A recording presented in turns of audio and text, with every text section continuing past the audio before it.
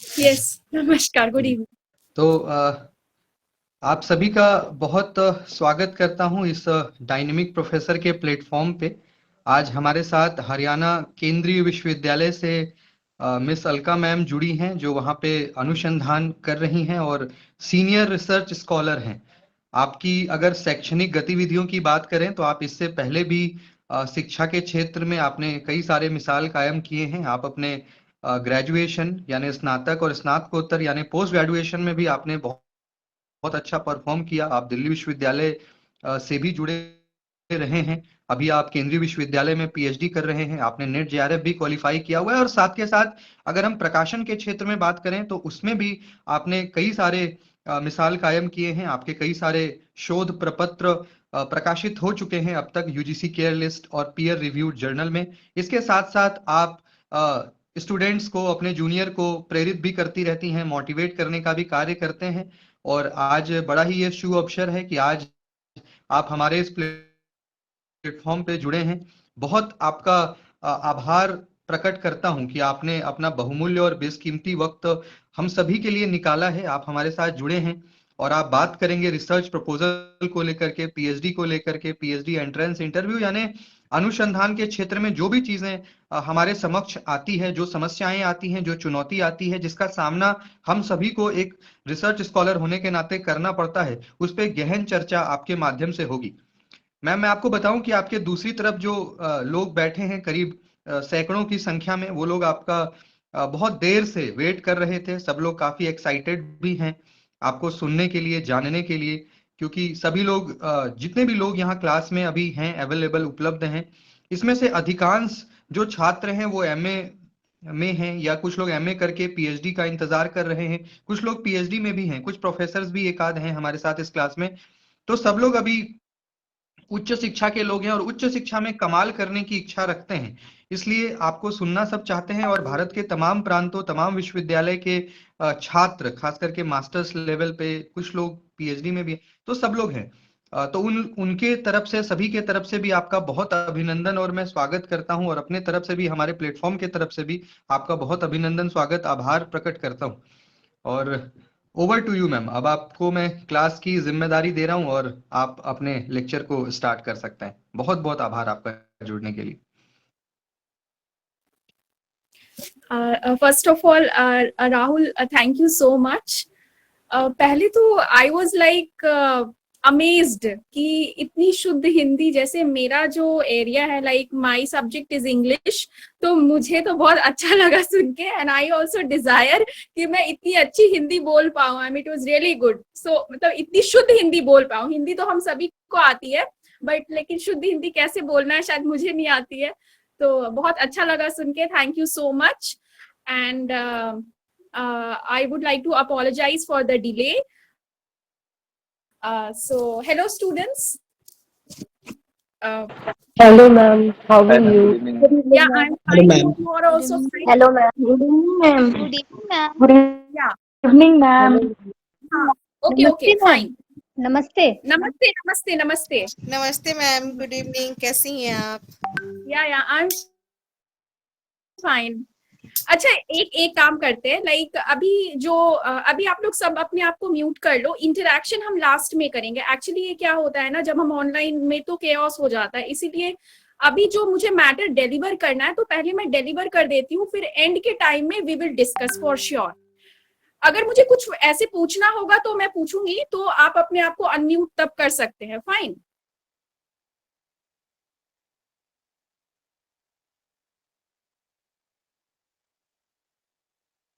जो मुझे बता, बेसिकली इस सेशन में मैं पहले वो शेयर करती हूँ, उसके बाद आप अपने ऑब्जर्वेशंस या क्वेरीज आप मुझसे पूछ सकते हैं।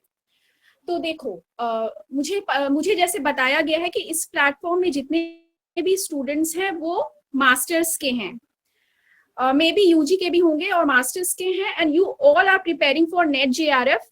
तो जब हम नेट जेआरएफ के लिए प्रिपेयर करते हैं तो फिर इट मीन्स दैट कि our goal is to go in higher studies, like we all want to pursue research, हमें रिसर्च करनी होती है, हमें पीएचडी करनी पड़ती है. अब एमफिल तो खत्म हो गया है, तो पीएचडी ही रह गई है.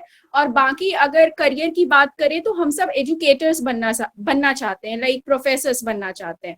Like you start from an assistant professor, then associate professor, and then you go on to become professor.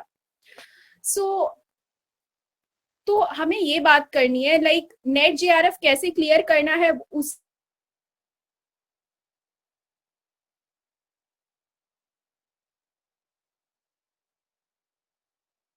की कोचिंग बात करूंगी कि आप अच्छा रिसर्च प्रपोजल कैसे बनाना है. फाइन, आप लोग सभी अपने वीडियोस ऑफ ही रखोगे क्या? ऑन कर लो तो मुझे अच्छा लगेगा इंटरैक्ट जो करने में. सहज स्थिति में है, जो सहज मतलब अच्छे स्थिति में बैठे हुए हैं, वो कर सकते हैं, क्योंकि हमारे गेस्ट को अच्छा लगेगा.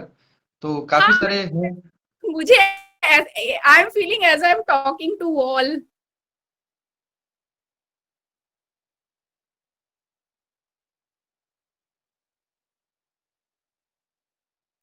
क्योंकि मैम भी वीडियो में भी क्लास लेते हैं. इट्स ओके, फाइन, कोई बात नहीं. अगर कोई कर सकते तो कर लो. हाँ, कोई एक दो तो कर लीजिए ना. सारी मतलब महिलाओं की संख्या ज्यादा है क्लास में, इस वजह से एक दो तो कर ही सकते हैं आप क्लास, मतलब जो सहज स्थिति में. हाँ जी, धन्यवाद. Okay, thanks. तो मैं बात करती हूँ रिसर्च प्रपोजल की. सबसे पहले ये बात करते हैं कि रिसर्च प्रपोजल और रिसर्च सिनॉप्सिस में क्या डिफरेंट है. रिसर्च प्रपोजल जो है बेसिकली वो आपके रिसर्च का एक आउटलाइन देता है, ठीक है. और रिसर्च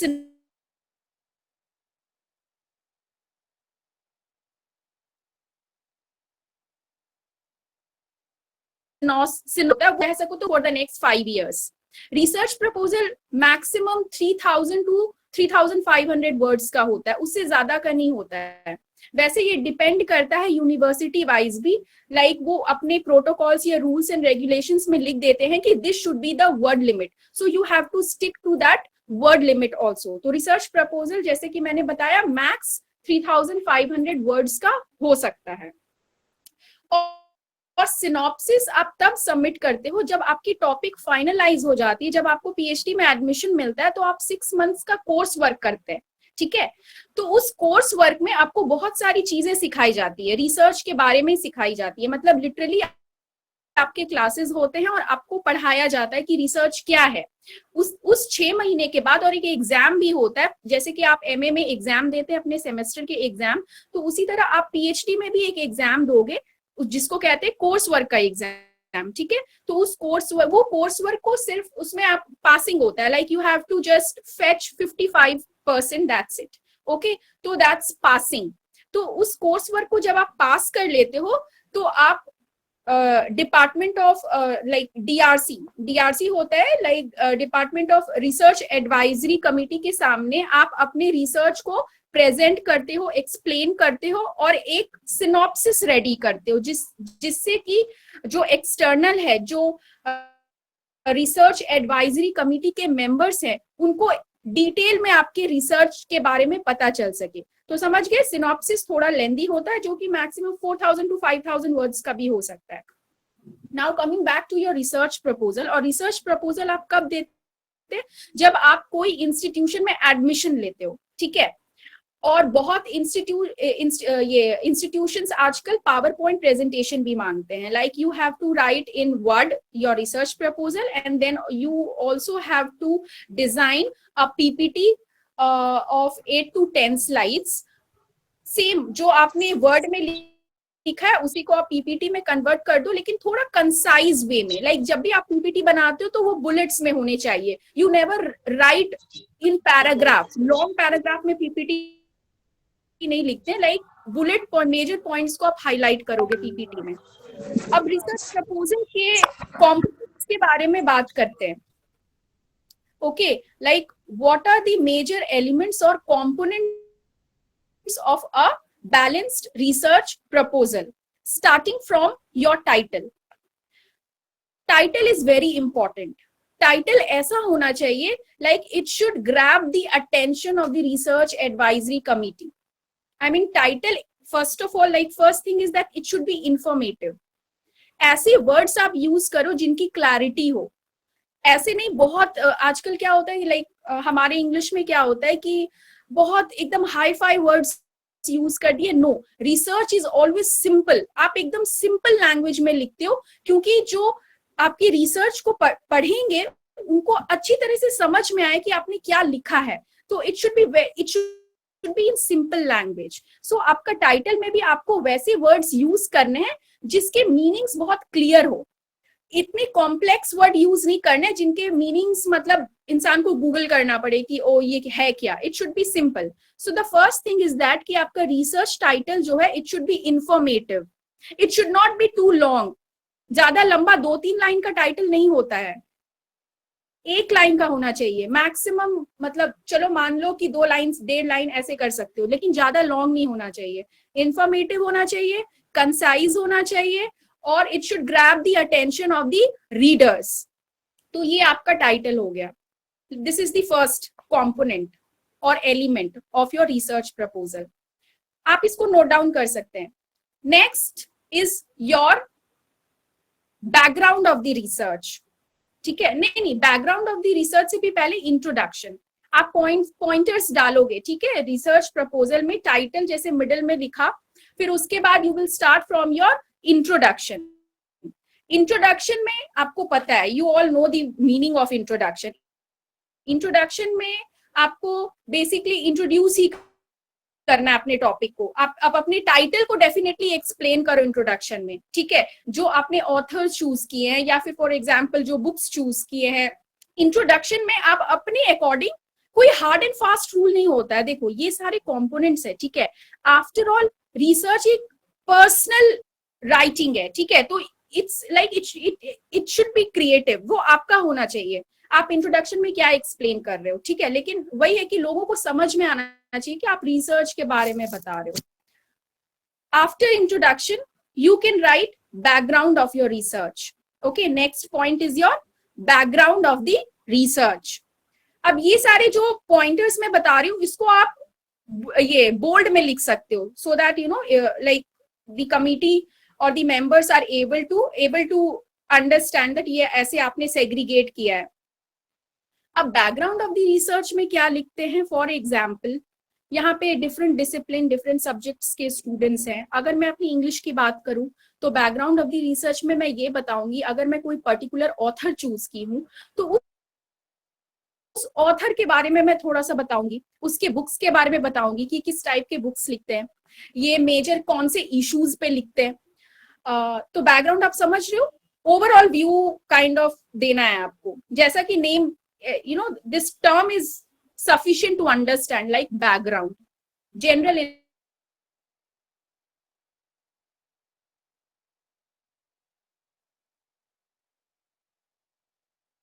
information। objectives कितने, मैक्सिमम 4 से 5 ऑब्जेक्टिव्स आप रिसर्च प्रपोजल में डालो। Like objectives also very simple to understand कि क्या करना चाहते हो आप रिसर्च में। नंबर 1 फॉर एग्जाम्पल, जैसे मैं बात कर रही हूँ, लाइक मैं अपनी रिसर्च की बात करूं तो मैं एक इंडो कैनेडियन ऑथर पे रिसर्च कर रही हूँ। His name is Rohinton Mistry, ठीक है। तो रोहिंटन मिस्त्री बहुत सारे नॉवेल्स लिखे हैं, he is a fictional writer. तो मैं उनके फिक्शन में नेशन स्टेट के कॉन्सेप्ट को एक्सप्लोर कर रही हूँ। तो लाइक मेरा पहला ऑब्जेक्टिव क्या होगा, to study the concept of nation state in Rohinton Mistry. ये मेरा पहला ऑब्जेक्टिव है। ये आपको खुद फिगर आउट करना है। ये पता है कैसे होगा, जैसे मैं बताना भूल गई, सबसे पहले जैसे मैं डायरेक्टली एलिमेंट्स पे आ गई, चलो बाद में उस पे जाएंगे, पहले इसको ही कंटिन्यू करते हैं। तो ऑब्जेक्टिव्स हो गया, इसको भी आप एकदम हाईलाइट करोगे और 4 से 5 ऑब्जेक्टिव्स आपको लिखने हैं, 1 2 3 4 ऐसे पॉइंटर्स में। फर्स्ट जैसे मैंने एग्जांपल दिया, नेशन स्टेट के कॉन्सेप्ट को आप पढ़ना चाह रहे हैं। जैसे मेरा सेकंड ऑब्जेक्टिव है कि स्टेटस और condition of migrants and informal labourers in metropolitan cities. अब जो आप देखते हैं ना कि बहुत लोग, मेरा रिसर्च बेसिकली बॉम्बे पे, एक लोकल पे, तो कैसे बॉम्बे में, जैसे हमारे तरफ बिहार के भी बहुत सारे लोग यू नो ऑटो रिक्शा चलाने वाले, मेनी इनफॉर्मल लेबरर्स जो होते इधर आते हैं, कहते तो मेट्रोपॉलिटन सिटी, लेकिन मेट्रोपॉलिटन सिटी में मजे कौन ले रहा है? जो एलीट क्लास है ना। अब जो हमारे माइग्रेंट्स हैं वो कैसे सफर करते हैं? पैंडेमिक के टाइम में उन्हें कितना प्रॉब्लम हुआ था, अचानक से लॉकडाउन लग गया, लोग पैदल बिहार को जा रहे हैं, चप्पल नहीं है पैर में, समझ रहे हो? तो मतलब आपको थोड़ा सा ये यू हैव टू क्वेश्चन वो रिसर्च का ना। एक आपको जैसे आप कोई चीज पढ़ते हो, आपको अगर कोई ऑथर कुछ लिख रहा है तो आपको एक इंटेरोगेटिव इन्वेस्टिगेटिंग माइंड भी सेटअप करना है। आप जो ऑथर को पढ़ रहे हो, आपको उस ऑथर से हमेशा ये नहीं होना है कि जो वो बोल रहा है वही सही है। No, like you have to question the author, and if the author is not saying few things which should be said, you have to mention. Okay, तो यही सब जैसे कुछ कॉन्सेप्ट्स निकल के आते हैं कि इस ऑथर ने इस चीज को बात की, इसके बारे में बात नहीं की, but he has depicted this in some ways, so I will talk about it. तो ऑब्जेक्टिव्स वो आपका होगा, वो न्यू होना चाहिए। जो रिसर्च अभी नहीं हुए हैं वैसे ऑब्जेक्टिव्स आपको निकालने हैं। ये कैसे पता चलेगा? जब आप अपने टॉपिक को फाइनलाइज करते हैं कि आप इस एरिया पे रिसर्च करोगे, तो वो एरिया आप कैसे चूज करते हो या वो टाइटल कैसे चूज करेंगे, तो उसके पहले आपको बहुत रीडिंग करनी पड़ेगी। ये तो मैं सुपरफिशियल बातें बता रही हूँ, एलिमेंट्स ऑफ रिसर्च, वो तो बस एक पैटर्न है रिसर्च प्रपोजल बनाने का। लेकिन जब आपको एक रिसर्च टॉपिक चूज करना है तो वो आप कैसे करेंगे? फर्स्ट थिंग इज दैट कि आप जो इंस्टीट्यूशंस में पढ़ रहे हो या जो भी आपके मेंटोर्स हैं, आप उनसे थोड़ा सा कॉन्वर्सेशन करो, पूछो कि आपके एरिया में क्या नया हो सकता है, क्या न्यू टॉपिक हो सकते हैं। आजकल तो देखो, सबसे पहले स्टार्ट करना चाहिए आपको रिसर्च पेपर्स पढ़ना, ठीक है। रिसर्च पेपर्स पढ़ने के लिए बहुत सारे ऑनलाइन सोर्सेज हैं। फॉर एग्जाम्पल एकेडमिया एड्यू है, उसमें बहुत सारे कुछ जो होती है लाइक एकेडमिया एड्यू है, आप लिख सकते हैं, नोट डाउन कर सकते हैं, या सिंपल भी आप गूगल पे type like you are in the on the initial phase, तो अभी मैटर नहीं टाइप करो research paper related to so and so author, आपको आ जाएंगे। आप एक एक करके लिंक खोलो, अगर आपको कोई चीज पढ़ने में अच्छी लग रही है आप उसको नोट डाउन कर लो, उसको पीडीएफ में सेव कर लो, ठीक है। वो रिसर्च पेपर को डाउनलोड कर लो।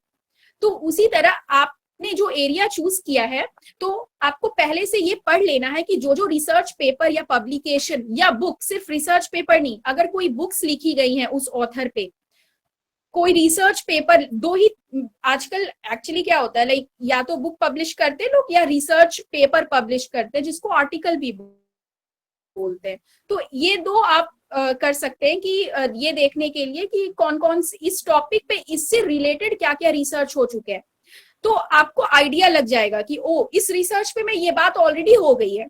आप थीसिस भी एक्सप्लोर कर सकते हैं कि कौन कौन सी रिसर्च किए गए, पीएचडी थीसिस, एमफिल थीसिस, ये आपको कहाँ मिलेंगी? शोध गंगा एक प्लेटफॉर्म है, शोध गंगा, शोध गंगोत्री, ठीक है। ये सब आप एक्सप्लोर करो। अब अभी आप इनिशियल फेज में हो, आप ये नोट करो, ये सब जो भी ऑनलाइन सोर्सेज हैं, शोध गंगा में जितने भी थीसिस ये इंस्टीट्यूट कॉलेजेस के होते हैं वहां पे अपलोड हो जाते हैं। तो आप थीसिस पढ़ना शुरू करो और फिर आपको पता चलेगा कि आपके राइटर से रिलेटेड कौन सी थीसिस ऑलरेडी हो गई है। उस ऑथर पे बहुत सारे रिसर्च होंगे, लेकिन तब भी आप उस ऑथर पे रिसर्च कर सकते हो। बताओ कैसे?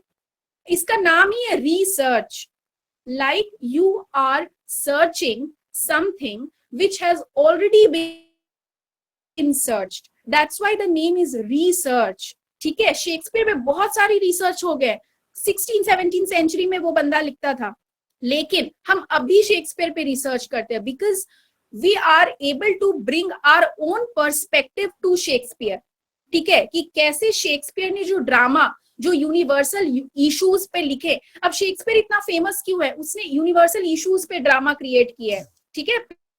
Play for example love, friendship, trust, everything. So वो सब आज भी रेलेवेंट है, कंटेम्प्रेरी वर्ल्ड में भी रेलेवेंट है। तो एक नया पर्सपेक्टिव आप हमेशा ला सकते हैं। अगर कोई ऑथर पे ऑलरेडी रिसर्च हो गया लेकिन आप भी उस पे रिसर्च करना, आप डेफिनेटली कर सकते हो, क्योंकि जब आपकी थिंकिंग दूसरे के थिंकिंग से बहुत डिफरेंट है, लेकिन हाँ आपको कॉपी नहीं करनी है, लाइक जो टाइटल ऑलरेडी है वो चीजें कॉपी नहीं करनी है। ऑब्जेक्टिव्स आपके डिफरेंट होने चाहिए। हाँ उस ऑथर पे कर सकते हो, उस बुक्स पे कर सकते हो, लेकिन ऑब्जेक्टिव्स, रिसर्च क्वेश्चंस ये सब डिफरेंट होंगे, ठीक है। हाँ तो मैंने like I have covered starting from title, then introduction, then background of the research, after that objectives. Objectives को आप रिसर्च क्वेश्चंस भी लिख सकते हो, ये आप पे है। Like objectives are basically research questions की like what you are going to find in your research. तो ऑब्जेक्टिव्स के बाद अब आते हैं next point is your literature review, and this is very important and this is what I was discussing earlier. Like अगर आप कोई भी रिसर्च पब्लिकेशंस पढ़ते हैं तो वो आपके लिटरेचर रिव्यू में लिखा जाता है। लिटरेचर रिव्यू में बेसिकली आप क्या लिखते हैं, मैं यही बता रही हूँ कि आप मेंशन करते हो। फॉर एग्जाम्पल ऐसे सिंपली लिखते हो कि like so and so writer, okay, like so and so writer has written the article titled, so नाम लिखना है टाइटल का, and he has talked about this in that, ठीक है। आप उसमें मान के चलो कि 6 से 7 ऑलरेडी जो रिसर्च हो गए हैं आपके टॉपिक से रिलेटेड, आप उसको मेंशन करते हो लिटरेचर रिव्यू में, ठीक है। उसमें आप मेंशन करते हैं कि कौन से ऑथर हैं जो उन्होंने वर्क प्रोड्यूस या पब्लिश किया, तो उसका नाम क्या है, आप मेंशन करते हो कौन से ईयर में पब्लिश हुआ है, ये मेंशन करते हो। और फिर उसके बाद 2 to 3 लाइंस में उस वर्क के क्रक्स को लिखते हो कि आखिर उस रिसर्च पेपर में उस ऑथर ने क्या बोला है, ठीक है, ये लिखते हो आप। Then how that is connected to your research and how that work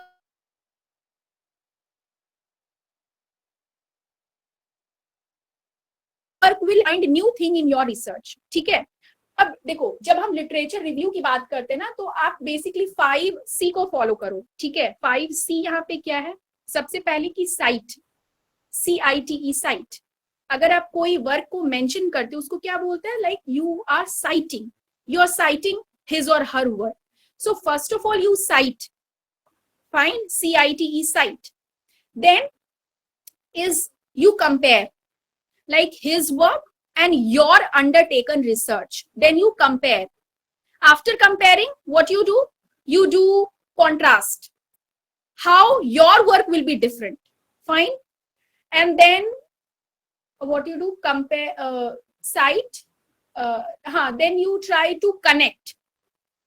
You have to connect the existing knowledge with your undertaken research, ठीक है। तो ये सारे एलिमेंट्स अगर आप करते हो तो एक बैलेंस लिटरेचर रिव्यू आप लिख पाते हो, ठीक है। कि पहले आप साइट करो, फिर कंपेयर करो, फिर कॉन्ट्रास्ट करो और फिर कनेक्ट करो। तो ये सारी चीजें आप लिटरेचर रिव्यू में लिखते हो, मतलब वर्क को मेंशन करके कि क्या बात उसने कही है और आपको क्या बात कहनी है और कैसे आप इस टॉपिक से उससे कनेक्ट कर सकते हो। तो these are the things that you mention in your literature review. Basically, literature review is a collection of already published work related to your research. Fine, already published work related to your research. That is your literature review, and literature review plays a very important role. For example, when you go for interview, they will definitely ask about tell me some works related to your writer or talk about literature review related to your topic. So you have to recollect. You should know the title. You should know the name of the books published related to your research. Okay.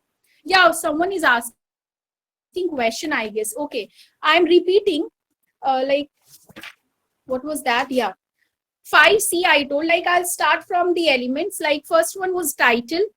After title, you have introduction. After introduction, you have background of the research. After that, objectives or research questions.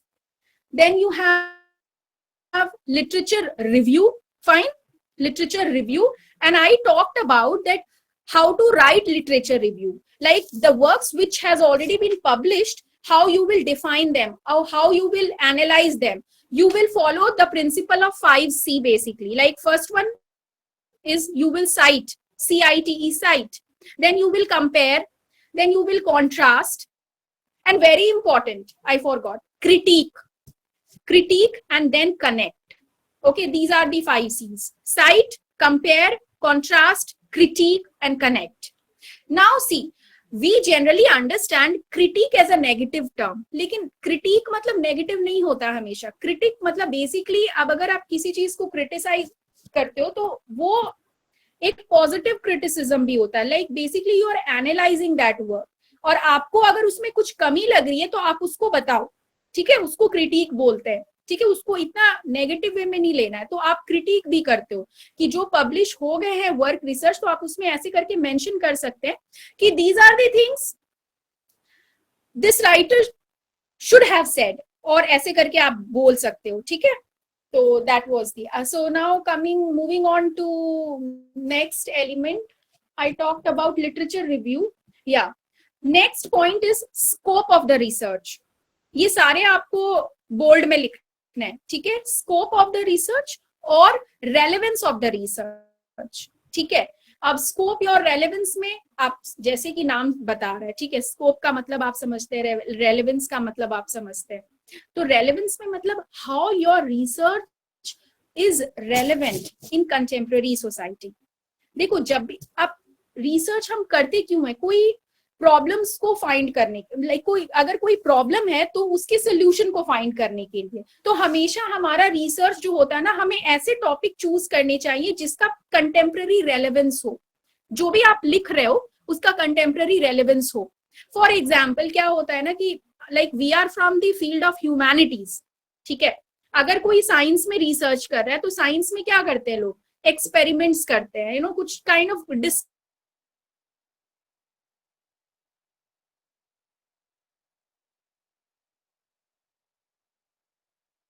होता है. Doing research on social issues, political issues, economic issues, ये सारे issues पे जिसका contemporary relevance होना चाहिए, ठीक है. तो बेसिकली आपको इस पॉइंट में स्कोप ऑफ द रिसर्च और रेलेवेंस ऑफ द रिसर्च में आपको यही बताना है कि like how your research will be relevant in the contemporary society, ठीक है. आफ्टर रेलेवेंस और scope of the research, next point is tentative chapterisation. Fine. Tentative, अब इसका नाम टेंटेटिव क्यों है, क्योंकि ये जो चैप्टर्स के नाम होते हैं ये फिक्स नहीं होते हैं, ये आप चेंज कर सकते हैं थ्रू आउट योर रिसर्च, ठीक है. ये टेंटेटिव होता है, मतलब टाइटल जो है चैप्टर्स के नाम उतने हार्ड एंड फास्ट, लेकिन जो आपका टाइटल होता है, रिसर्च का टाइटल या जो आपके थीसिस का टाइटल होता है वो फिक्स होता है. लाइक अगर आप एक बार उस टॉपिक पे रजिस्टर हो गए तो you have to continue with that title. Okay, like you can't change your area of the research, but you can definitely change your name of the chapters. That's why we say that tentative chapterizations. अब thesis क्या है? अब thesis is like a book, okay? Thesis is like a book. So you have chapters in it. Like first you have introduction, okay? Or you can say scheme of the chapters. Your thesis will have your introduction, and then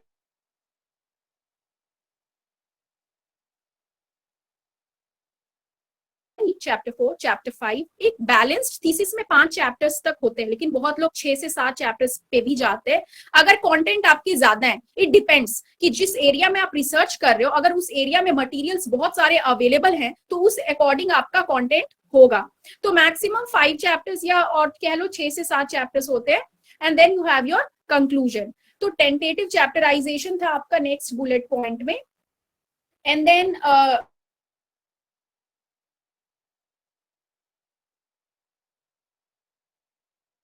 हाँ, मैं ये title of your chapter, एक बहुत अच्छा idea है जो आपने objectives अपने बनाए हैं ना, स्टार्टिंग में जो आपने ऑब्जेक्टिव्स बनाए हैं उसी को आप चैप्टर में डेवलप कर सकते हो.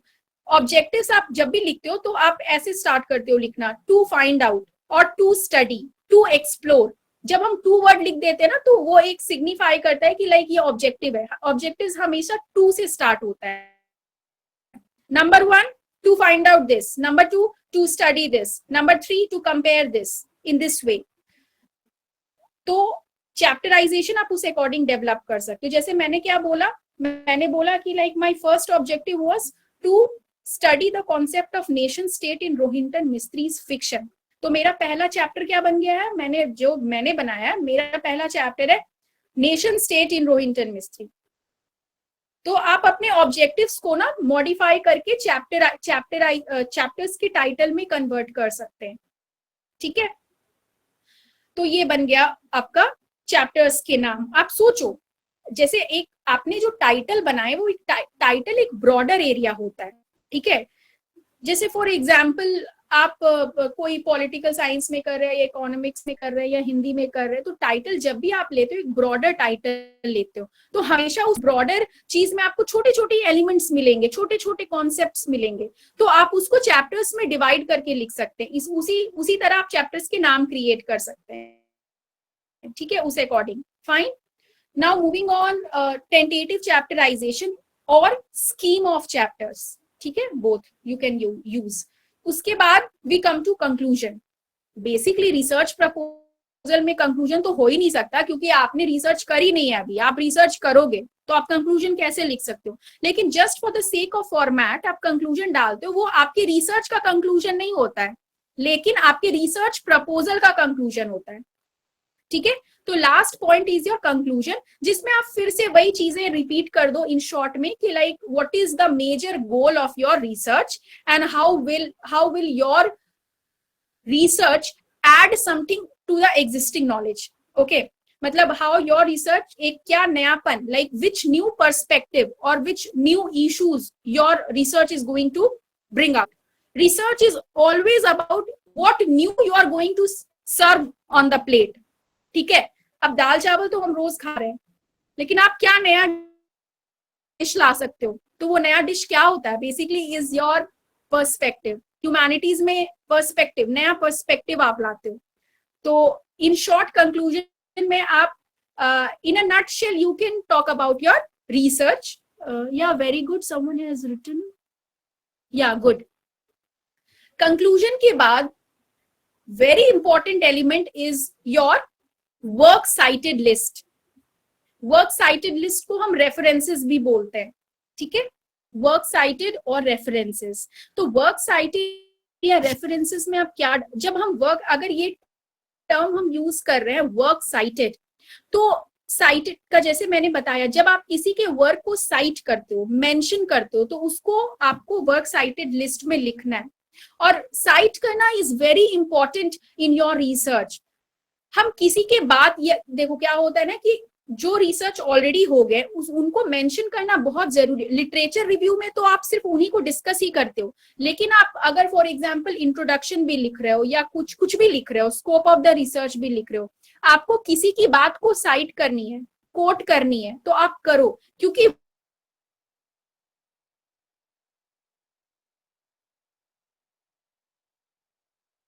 वो आप अपने रिसर्च को ऑथेंटिक प्रूव करने के लिए आप किसी को कोट करते हो, किसी को साइट करते हो, तो वो बहुत जरूरी है। तो वो उन ऑथर्स के नाम आप लिखोगे जिन्होंने आपने साइट किए हुए हैं, ठीक है। अब एक और बात क्या रह गई कि जब आप रिसर्च अपने, सब हम अलग अलग डिसिप्लिन होगा, सबके अलग अलग फॉर्मेट्स होते हैं। जैसे रिसर्च का स्टाइल होता है कि आपको थीसिस कैसे लिखनी है, what should be your citing style. तो 3-4 तरह के साइटिंग स्टाइल होते हैं, आप इसको एक्सप्लोर करोगे, नोट डाउन करो। Like first one is MLA, English में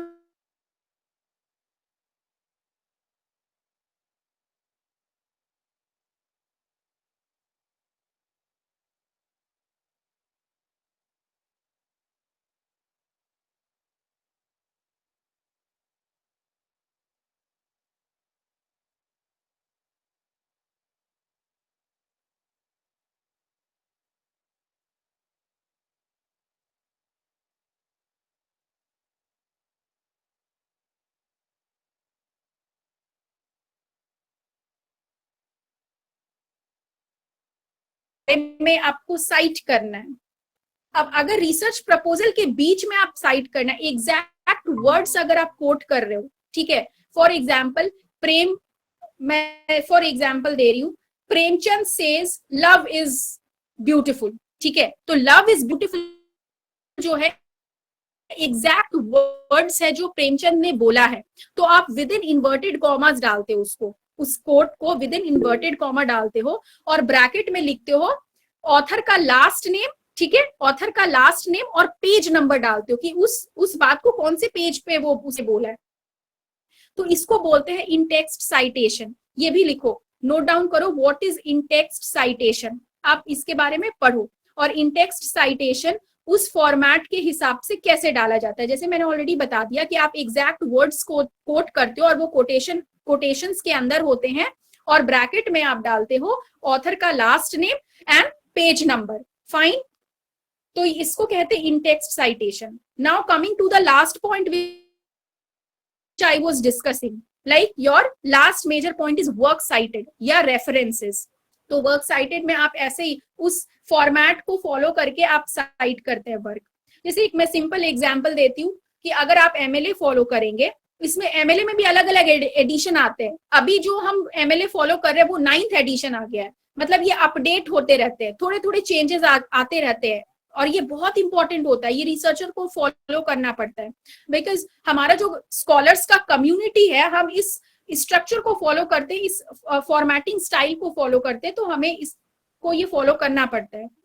तो आप ऐसे कोट करते हैं जैसे कि अगर किसी ने बुक लिखी है तो आप सबसे पहले उसका लास्ट नेम लिखते हो, ठीक है। जैसे मेरा नाम है अलकानंदा, तो मैं कैसे लिखूंगी, नंदा, पहले मैं लिखूंगी नंदा, कॉमा लगाऊंगी, फिर लिखूंगी अलका, फिर डालूंगी फुल स्टॉप। ये फॉर्मेट है, ये याद एक बार हो जाता है, आप प्रैक्टिस से याद हो जाता है, Nanda comma Alka full stop, ठीक है। फिर उसके बाद मैंने जो बुक लिखी है उस बुक का नाम लिखोगे और वो बुक का नाम कैसे होगा, इटैलिक्स में होगा, वो इटैलिक्स में लिखोगे आप, ठीक है। फिर उसके बाद फुल स्टॉप दोगे, फुल स्टॉप के बाद फिर पब्लिशर का नाम लिखोगे, ठीक है।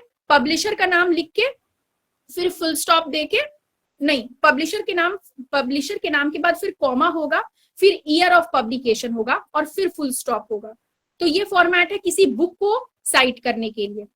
Now coming to your research paper. अब एक रिसर्च पेपर को कैसे साइट करना है, थोड़ा डिफरेंट है, थोड़ा डिफरेंट। हाँ, बुक नेम के बाद फुल स्टॉप दोगे, फिर उसके बाद पब्लिशर का नाम दोगे, फिर कॉमा दोगे, फिर ईयर ऑफ पब्लिकेशन दोगे, फिर फुल स्टॉप दोगे, ये बुक को साइट करने के लिए। अब रिसर्च पेपर को कैसे साइट करना है, तो रिसर्च पेपर के भी एक पर्टिकुलर ऑथर होते हैं, ठीक है। और रिसर्च पेपर ऐसे पब्लिश नहीं होते, आपका जो रिसर्च पेपर या रिसर्च आर्टिकल है ना, एक जर्नल में पब्लिश होता है, ठीक है, एक जर्नल। वो जर्नल हार्ड कॉपी में भी आ सकते हैं या आजकल ऑनलाइन जर्नल होते हैं, ठीक है, ऑनलाइन जर्नल होते हैं और वो भी कहीं किसी वेबसाइट पे डाले रहते हैं, ठीक है। तो अब सबसे पहले क्या करोगे, उस रिसर्च पेपर के ऑथर के लास्ट नेम को लिखोगे, जैसे कि मैंने बताया Nanda comma Alka full stop. जो रिसर्च पेपर का टाइटल है उसको कोटेशन मार्क्स के अंदर लिखोगे, रिसर्च पेपर के टाइटल को कोटेशन मार्क के अंदर लिखोगे, ठीक है। फिर उसके बाद रिसर्च पेपर जिस जर्नल में है, एक लार्जर जर्नल होता है जिसको बोलते हैं लार्जर कंटेनर, ठीक है, तो उस जर्नल का नाम लिखोगे इटैलिक्स में जर्नल का नाम लिख के, फिर उसके बाद उस जर्नल का कौन सा वॉल्यूम है, अलग अलग वॉल्यूम्स आते हैं जर्नल के, वॉल्यूम 1, वॉल्यूम 2,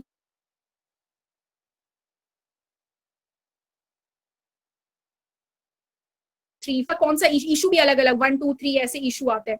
फिर उसी तरह ईयर होता है, मतलब ऑनलाइन कम पब्लिश हुआ, ईयर हुआ, फिर पेज नंबर भी आप डालते हो, उस आपने जो आर्टिकल को साइट किया है उस जर्नल में कौन से पेज नंबर से कौन से पेज नंबर तक है। फॉर एग्जाम्पल 31 to 40 आप ऐसे लिखते हो। देखो ये सारी चीजें I was not prepared for PPT, मैंने पीपीटी नहीं बनाया, मैं बोलकर समझा रही हूँ, लेकिन एक आपको आइडिया मिल गया होगा। अगर आप ये खुद से आप एक्सप्लोर करोगे ना ये फॉर्मेटिंग स्टाइल को, अब आपको इजिली समझ में आ जाएगा कि साइट कैसे करना है। आप खुद से अगर पढ़ोगे आप तो आपको इजिली समझ में आएगा कि ये लास्ट नेम है, ये फर्स्ट नेम है, कहाँ कॉमा है, कहाँ फुल स्टॉप है। और दो चीजें मैंने बता दी कि रिसर्च पेपर को कैसे साइट करना है और बुक को साइट कैसे करना है, ये बोथ चीजें हैं। और एक और, ये तो वर्क साइटेड लिस्ट है, ये आपके रिसर्च प्रपोजल के एंड में है। उससे पहले मैंने क्या बोला, इन टेक्स्ट साइटेशन, इसको भी आप लिख लो और इन टेक्स्ट साइटेशन के बारे में पढ़ो। और इसका भी मैंने एग्जांपल दिया कि एग्जैक्ट वर्ड्स को कोट करके ब्रैकेट में ऑथर के लास्ट नेम और पेज नंबर डालते हैं। कोई दो इंफॉर्मेशन डालना पड़ता है, ऑथर का लास्ट नेम डाल दो, पेज नंबर डाल दो, या उस वर्क या उस रिसर्च पेपर के ईयर ऑफ पब्लिकेशन डाल दो। मतलब दो इंफॉर्मेशन देने पड़ते हैं ब्रैकेट में इन टेक्स्ट साइटेशन में। लेकिन वर्क साइटेड में you have to write the complete details. हाँ, वेबसाइट को आप कैसे साइट करोगे उसका भी तरीका है। तो ये देख, जो एमएलए मैंने एक फॉर्मेट बताया ना, तो एक एमएलए की बुक आती है, ठीक है। वो एमएलए की बुक आप जब आप रिसर्च में आपका एडमिशन हो जाएगा ना, तो आप उसको एमएलए की बुक को आपको पूरी पढ़नी पड़ेगी और तब जाके आपको पता चलेगा कि कितने अलग अलग चीजें होते हैं। आप किसी के लेक्चर को भी कोट कर सकते हो, आप कोई ईमेल के ट्वीट को भी कोट कर सकते हो कि शशि थरूर ने ये बोला, तो उसमें टाइम भी लिखते हैं कि किस टाइम में उसने ये कोट किया या बोला। तो ये आप उस एमएलए, ये एक अब जैसे ये क्या है, ये इंट्रोडक्टरी क्लास है, आपको रिसर्च प्रपोजल कैसे बताना, तो ये बहुत डीप है। आप अभी पढ़ोगे कि अलग अलग चीज को साइट कैसे करना है। लेकिन रिसर्च प्रपोजल में आप उतने कॉम्प्लेक्स चीजों में मत जाओ, आप रिसर्च पेपर्स को यूटिलाइज करो और इंपॉर्टेंट बुक्स को यूटिलाइज करो, उसी से आपका रिसर्च प्रपोजल बन जाएगा। क्योंकि रिसर्च प्रपोजल में बेसिकली आप यही दो सोर्सेज एक्सप्लोर करते हैं, उसी के बेसिस पे आप नया कुछ बनाने की ये करते हैं। तो वर्क साइटेड ये हो गया आपका, ठीक है। So these were the major elements of your research proposal. और जैसे कि मैंने बताया कि वर्ड लिमिट भी हमेशा ध्यान में रखो। अगर आप 5000 वर्ड्स का प्रपोजल बना दोगे, पता चला बोर हो गया या फिर ऑलरेडी रिजेक्ट हो जाए कि इतना लंबा कौन पढ़े। रिसर्च प्रपोजल मतलब क्या है, आपको शॉर्ट, कंसाइज और क्रिस्प वे में अपनी बात को बोल देनी है, लंबा चौड़ा नहीं लिखना है। हाँ, what are primary text and secondary text? Okay, primary text and secondary text क्या होते हैं?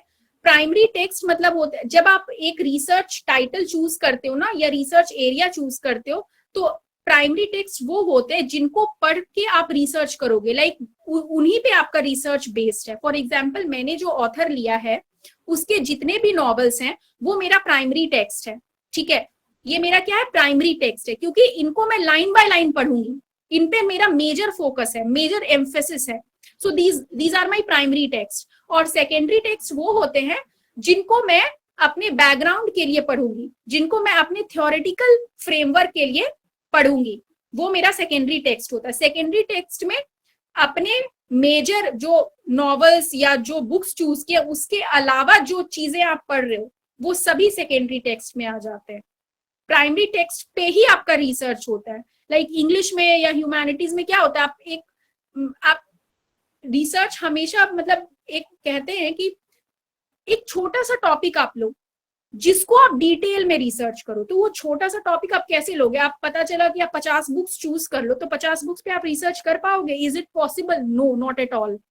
Like you have to choose maximum 6 to 7 books. Example दिया मैंने, it depends. Like mine is only 5 novels and 1 short story collection, fine. तो आपको 6 to 7 बहुत ज्यादा होता है, 10 भी नहीं चूज करते, तो 6 to 7 आपका प्राइमरी टेक्स्ट होता है। और सेकेंडरी टेक्स्ट तो आप पे डिपेंड करता है, 50, 100, 1000 जो आप कर लो, ठीक है। तो सेकेंडरी टेक्स्ट वो हो गया, प्राइमरी एंड सेकेंडरी। तो वर्क साइटेड में आप ऐसे नहीं, बेसिकली रिसर्च प्रपोजल में आप वर्क साइटेड ही डालते हो। प्राइमरी टेक्स्ट, सेकेंडरी टेक्स्ट आप पहले मेंशन कर सकते हो। प्राइमरी टेक्स्ट वो आप एक्चुअली क्या होता है ना, वो आप अपनी इंट्रोडक्शन में भी बता सकते हो, कोई जरूरी नहीं है। इंट्रोडक्शन में ही आप बता सकते हो कि these are the books I have selected for my research, ऐसे तरीके से, ठीक है। हाँ, मैंने अभी एक मैसेज देखा, what is in text citation? In text citation ये होती है जब रिसर्च प्रपोजल के बीच में आप किसी को साइट करना चाहते हो, कोई ऑथर को साइट करना चाहते हो, कोई बुक के ऑथर हो या कोई रिसर्च पेपर के ऑथर हो, उसको इन टेक्स्ट साइटेशन बोलते हैं। उनके एग्जैक्ट वर्ड्स, मतलब 2-3 लाइन्स अगर आप किसी रिसर्च पेपर से उठाना चाहते हो टू सब्सटैंशिएट योर आर्ग्यूमेंट, ठीक है। अगर आप कुछ बोल रहे हो, जैसे मैंने कि हमेशा क्या बोला, कंपेयर, कनेक्ट, क्रिटिक, तो ये चीजें कैसे करोगे आप? हमेशा you are simultaneously comparing different works, you are simultaneously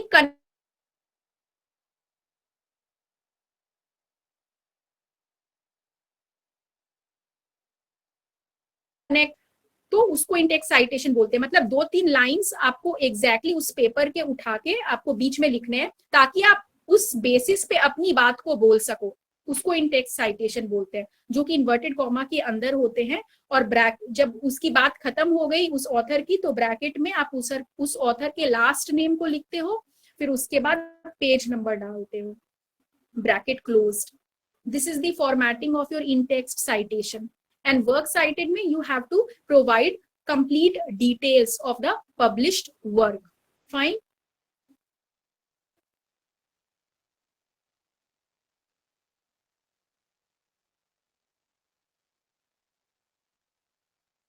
ये सारी the difference between research paper and research proposal. Okay, research proposal आप जब पीएचडी में एडमिशन लेते हो तब आप तैयार करते हो, that is not published work. Research paper is a big thing, like वो पब्लिश हो चुका है, ठीक है, that is published thing. And research proposal is your idea, is your thinking that what you are going to research, ठीक है। तो that is research proposal, आप पीएचडी में एडमिशन लेने के लिए बनाते हो, और रिसर्च पेपर ऑलरेडी पब्लिश हो गए होते हैं जिसके लिए प्रोफेसर्स को या स्टूडेंट्स को पॉइंट्स मिलते हैं। अब एकेडमिक करियर में हमारा क्या होता है, हमारा पॉइंटिंग सिस्टम है, ठीक है। जब आप जॉब लेने जाते हो असिस्टेंट प्रोफेसर की, तो आप इंटरव्यू के लिए कैसे शॉर्टलिस्ट होते हैं, आप अपने पॉइंट्स के बेसिस पे शॉर्टलिस्ट होते हैं। फॉर एग्जाम्पल, मैंने ग्रेजुएशन करी, ठीक है, मैंने ग्रेजुएशन की, तो अगर ग्रेजुएशन में मैंने फर्स्ट डिवीजन किया है, 60% एबव मेरे मार्क्स हैं, तो मुझे 25 पॉइंट्स मिलेंगे। अगर मेरा सेकंड डिवीजन है तो मुझे मे बी 22 मिलेंगे। अगर मैंने एमए कर लिया तो मुझे 15 पॉइंट मिलेंगे। अगर सेकंड डिवीजन है तो 12, ऐसे करके कुछ है। फिर एमए के बाद अगर आपने नेट क्लियर किया है तो नेट क्लियर किया है तो आपको 8 पॉइंट मिलेंगे। अगर आपने नेट विथ जेआरएफ किया है तो आपको 10 पॉइंट मिलेंगे। अगर आपने पीएचडी की है तो आपको 30 पॉइंट्स मिलेंगे। तो मैक्सिमम वेटेज पीएचडी का होता है, ठीक है। और अगर आपकी रिसर्च पेपर्स पब्लिकेशन है तो उसके 2-2 पॉइंट मिलते हैं। लाइक एक रिसर्च पेपर पब्लिकेशन के 2 पॉइंट्स। और 2 कैटेगरी होते हैं, एक होते हैं यूजीसी केयर लिस्टेड जर्नल, एक होते हैं पीयर रिव्यूड जर्नल। ये सब आप एक्सप्लोर करना, स्टडी करना, लिख लो। UGC care listed journals, peer reviewed journal, इन दोनों में से आप किसी एक में पब्लिश करा सकते हो। हर यूनिवर्सिटीज का डिफरेंट रूल होता है। बहुत लोग सिर्फ यूजीसी केयर लिस्टेड को मानते हैं, पीयर रिव्यूड को नहीं मानते। तो इट डिपेंड्स, आपको जहां पे जॉब लेनी है आप उस हिसाब से फिगर आउट कर लोगे। Definitely, yes yes. सी, अब आपको just a second, just a second, अभी जब इंटरैक्शन होगा तो आप, अभी मैं जितना पढ़ पा रही हूँ मैं उसका आंसर कर रही हूँ, आप खुद से भी पूछ लेना।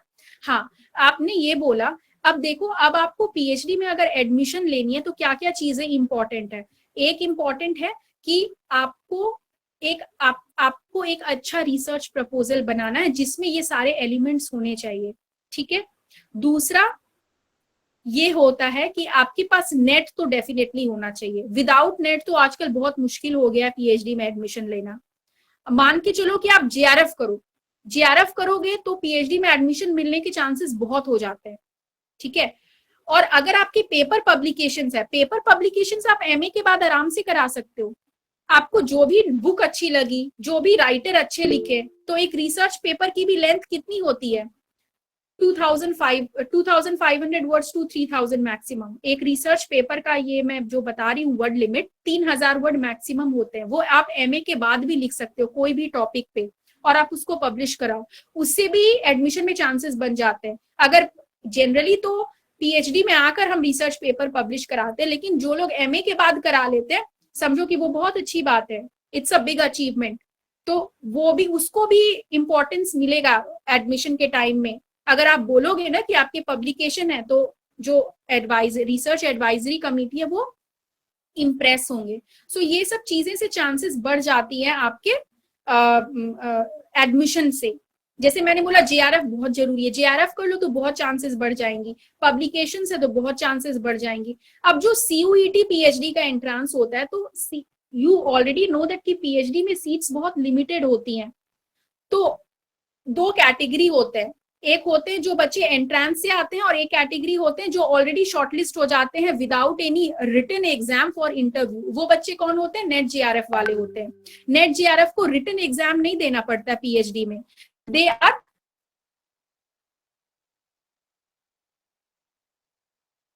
इससे चांसेस बढ़ जाती है अगर आपके पब्लिकेशंस हैं। फाइन। और क्वेश्चंस क्या थे?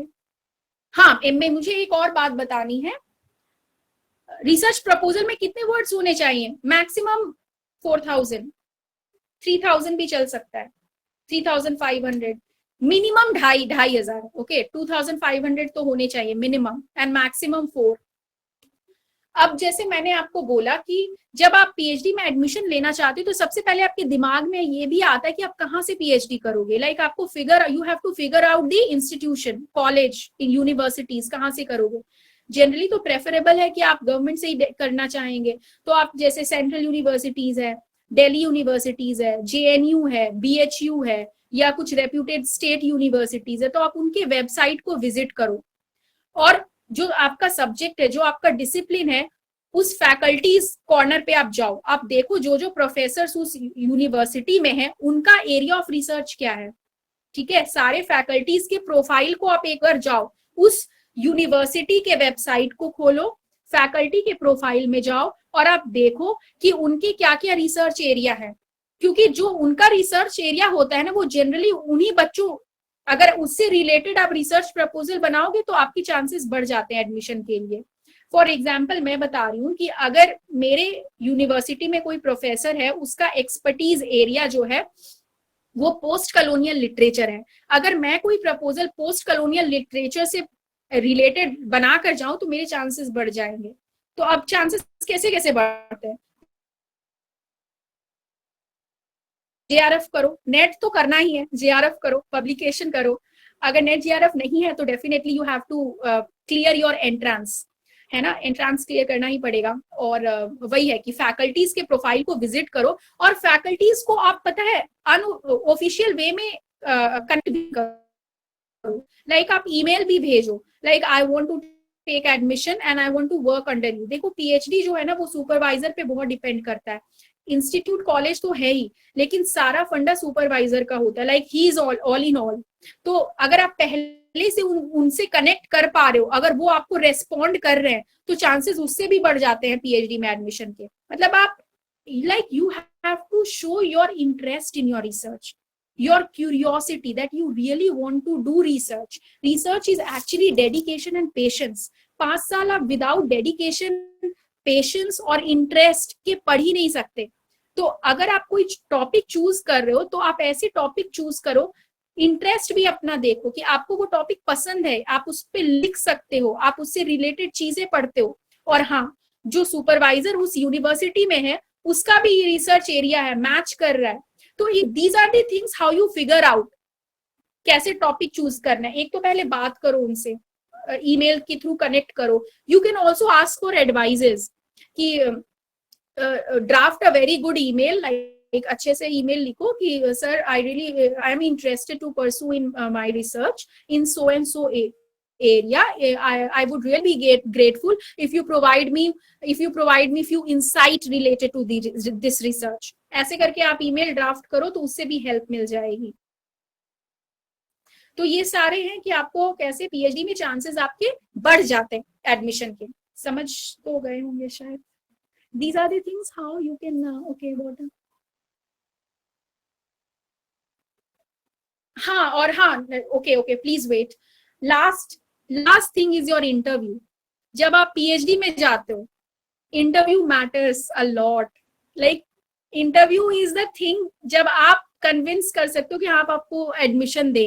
तो अब एक इंटरव्यू को कैसे फेस करना है, तो that is very important. Research proposal तो फॉर्मेलिटी है, सच बताऊं तो रिसर्च प्रपोजल फॉर्मेलिटी है। आपका रिसर्च प्रपोजल कोई नहीं पढ़ता, वो तो आप एक फॉर्मेलिटी है, वो आप अपलोड कर देते हो, आपको वो मांगेंगे सबमिट कर दोगे, या फिर आप हार्ड कॉपी में लेके जाओगे बना के, आप बैठोगे इंटरव्यू देने के लिए, आपका हार्ड कॉपी ऐसे उठाया, ऐसे करके उठाया और ऐसे साइड में रख दिया। ठीक है, बाकी आपको बताना है कि आपने क्या लिखा है। तो everything depends on your interview. जो भी चीजें आप रिसर्च प्रपोजल में लिखे, it should be clear to you, you should be able to explain what are these point. मैं एक पॉइंट भूल गई, प्लीज आप लोग उसको लिख लो। रिसर्च प्रपोजल में मैं एक पॉइंट भूल गई, मेरी आदत है कि मैं बिना देखे बोलती हूँ, फ्लो में कुछ छूट ही जाता है। तो रिसर्च मेथड्स एंड मेथोडोलॉजीज, एक पॉइंट मैं भूल गई, इसको आप मेंशन करो। और ये ऑर्डर मैं आपको स्टार्टिंग से बताती हूँ। First one is your title. After title, you have your introduction. After introduction, you have background of the research. Then you have objectives. Then you have literature review. Then you have scope or relevance of the research. And then is your research methods / methodologies. या फिर आप broader term भी लिख सकते हैं, research methodology, जिसमें methods already include हो जाते हैं। ठीक है, तो रिसर्च मेथड्स / मेथोडोलॉजीज के बाद आपके tentative chapterization, then conclusion and then work cited, ये सारे एलिमेंट है, अब कंप्लीट हो गए। तो थोड़ी सी मैं रिसर्च मेथड्स के बारे में बात कर लेती हूँ। रिसर्च एम वही हो गया जो आपने ऑब्जेक्टिव्स लिखा है, वही एम है, वही आपका एम है। Research objective is your M.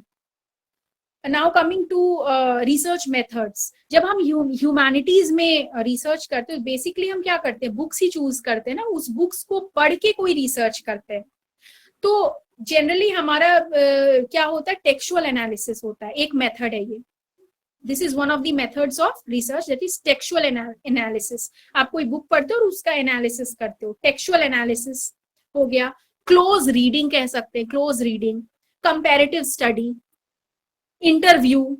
आप ऐसे भी कोई फेमस पर्सनालिटीज का इंटरव्यू लेते हैं, तो ये भी रिसर्च मेथड हो गया। सर्वे, फील्ड स्टडी, एथनोग्राफिक स्टडी, अभी बहुत सारी चीजें हैं, लेकिन मेजरली आप जैसे रिसर्च प्रपोजल बनाओगे ना, तो आप ये सब यूज कर सकते हो। टेक्सचुअल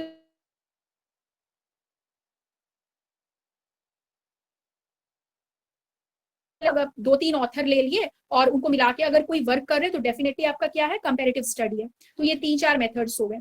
अब रिसर्च मेथोडोलॉजी क्या है, चीजें आ गई जो आप अपनी रिसर्च में अप्लाई करोगे। एक तो आप क्या अप्लाई करोगे, रिसर्च मेथड्स। तो रिसर्च मेथोडोलॉजीज में आपके मेथड्स आ गए, प्लस आपका थ्योरेटिकल फ्रेमवर्क आ गया। अब थ्योरेटिकल फ्रेमवर्क क्या होता है, जब भी आप रिसर्च करते हो, आप कुछ थियरीज भी अप्लाई करते हो, है ना, डेफिनेटली थियरीज अप्लाई करते हो। जैसे हमारे इंग्लिश में क्या होता है, हमारा पोस्ट मॉडर्निज्म होता है, मॉडर्निज्म होता है, फेमिनिस्ट थियरी होता है, पोस्ट कॉलोनियलिस्ट थियरी होता है, साइको एनालिसिस होता है। तो आपके डिसिप्लिन में भी अलग अलग थियरीज होंगे जो आप अप्लाई करोगे। तो थियरी हम क्यों यूज करते हैं, कोई कुछ चीज को प्रूव करने के लिए, कि इस फॉर एग्जांपल पोस्ट कॉलोनियल क्या होता है, कि what are the effects of colonial society on the third world countries after colonialism। तो एक ये अम्ब्रेला टर्म है पोस्ट कॉलोनियल थियरी। तो पोस्ट कॉलोनियल अप्रोच कह लो या पोस्ट कॉलोनियल पर्सपेक्टिव कह लो, वर्ड्स मतलब ये सिनोनिम्स हैं ये सारे टर्म्स, अप्रोच, पर्सपेक्टिव। तो थियरीज यूज करते हो, तो रिसर्च मेथोडोलॉजीज में ये सारी चीजें आ जाती है, research methods and your theoretical framework. Theories भी सेग्रीगेट करना बहुत जरूरी है, कि अगर आप कोई बुक पढ़ रहे हो तो कौन से थियरी से आप इसको एक्सप्लोर कर सकते हो। ठीक है, कौन सी थियरीज अगर आप विमेन इश्यूज पे बात करना चाहते हो, तो आपको फेमिनिस्ट थियरी अप्लाई करना है। अगर आप कंटेम्प्रेरी सोसाइटी की बात करो, तो आप पोस्ट मॉडर्निज्म थियरी यूज करोगे। तो थियरीज भी आपको फिगर आउट करने पड़ेंगे कि आपके एरिया ऑफ रिसर्च से कौन से थियरी मिलते हैं। तो रिसर्च मेथोडोलॉजीज में आप ये सारी चीज मेंशन करोगे, your methods and theoretical framework. अब हमारे ह्यूमैनिटीज में एज सच कोई बजट तो होता नहीं है रिसर्च की, आपको पैसे लगाने, लेकिन अगर कोई अलग डिसिप्लिन के भी है तो उनको बजट भी मेंशन करना पड़ता है कि आपके रिसर्च का ये बजट आएगा, कुछ इस तरीके से भी लिखने पड़ते हैं। लेकिन हमारे ह्यूमैनिटीज में इतना ही मेंशन करना होता है, सफिशिएंट है ये रिसर्च प्रपोजल के लिए।